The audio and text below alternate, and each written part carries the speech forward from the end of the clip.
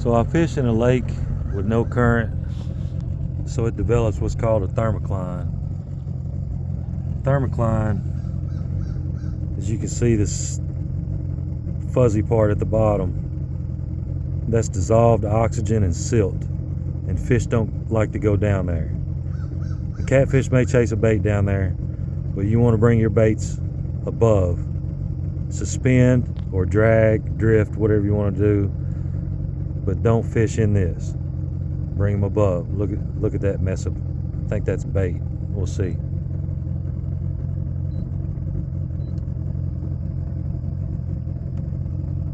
I don't know. Those could be fish.